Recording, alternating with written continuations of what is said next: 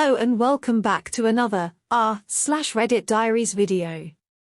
Today's video is from a post in the Legal Advice subreddit and was written by the user Survivorthrowaway.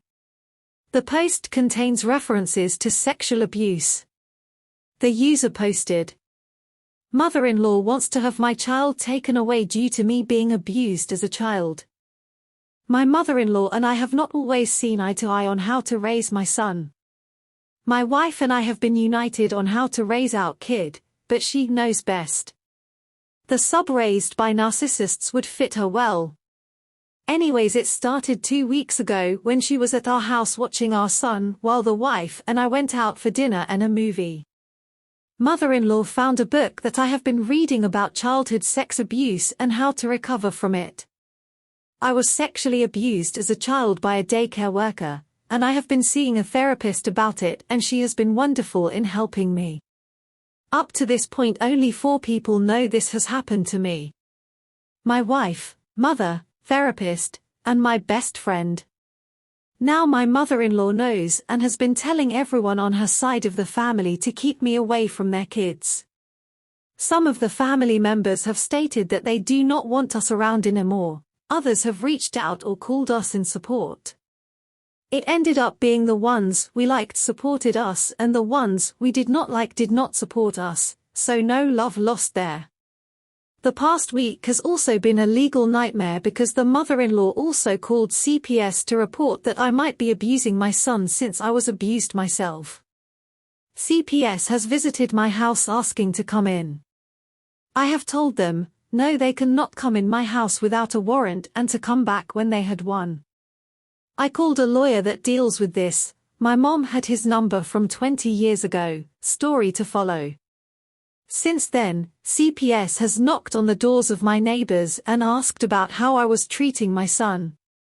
I know this because I work from home and could see her going door to door, and one of the neighbors asked what was going on and why were they asking. I have very little faith in CPS as a teacher thought my dad was abusing me when I was younger and called them into school to do an interview. I had a black eye from wrestling practice. The CPS worker asked if my dad was abusing me and I just started crying. She took that as an admission of guilt that I was being abused. What I could not tell them because I was crying was that my dad had died 3 weeks earlier. But luckily the principal was in the room and was able to tell her that there is no way he could have done that as he is dead. The focus then shifted to my mother. It was a long week, but we got through it and were cleared as the coach and the person that gave me the black eye had given statements. My wife and I now want to exclude the mother-in-law from ever seeing our son again as she has breached our trust. I do not have a lot of money to pay this lawyer for a drawn-out battle with CPS. Is there a way to legally say my mother-in-law cannot and will not have access to our son if we are living or dead?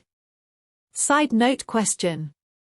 What are the odds of a prosecutor taking on a case that happened such a long time ago, 20+ years, but within the statute of limitations in Ohio? What I have read is not really promising. Thank you in advance for your help. Update.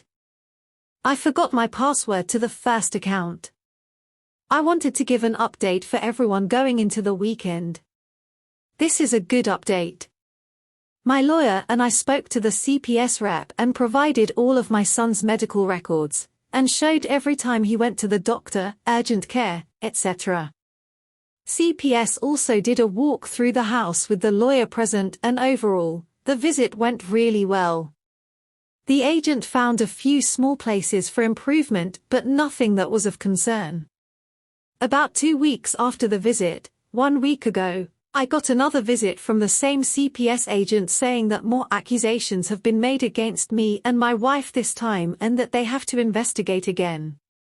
I asked if the accuser was my mother-in-law and they could not confirm who made the accusation, but my wife called her mother, and she did confirm that it was her mother that made the call again.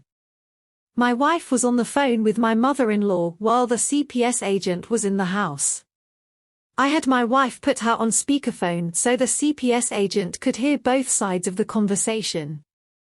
My wife then asked, "Why are you making false statements to the police and CPS?" My MIL response was that since I molested as a child, I was 100% going to do it to my son and she wants to protect him. My wife then asked a very pointed question of, "So you lied to the police and to CPS to further your agenda against my husband?" The mother-in-law response was, "Yes, I lied, but it was for child's name, safety." At that point the CPS agent had heard enough, filled out some forms and left. My wife and I were beyond mad about how brazen the mother-in-law has been acting. I ended up getting a call from the CPS agent and she told me that she had relayed the details of the conversation to my local police department since the mother-in-law had called them to make a report. She said to speak to Detective Bob, not his real name. I reached out to Detective Bob and sat down with him, my wife and lawyer. We ended up filing a report about the false accusations. The good thing in my city is that the police take a no-nonsense approach to false accusations and will go after people that do make them. The police did interview my mother-in-law and she did admit to making false statements and lying to police about it. She now has been charged with falsifying a police report and making one other charge that I forget at the moment, but she has been charged. One aside note: Detective Bob was very supportive of me when he found out that the reason why my mother-in-law was making the reports was due to me being molested as a child. He provided phone numbers for help and even brought in a counselor if I needed to talk to one. I was very surprised of how he treated me with respect throughout the whole process. My wife and I have also sat down with an estate lawyer and completely written her out of our life and stated that she is to not have custody of our son.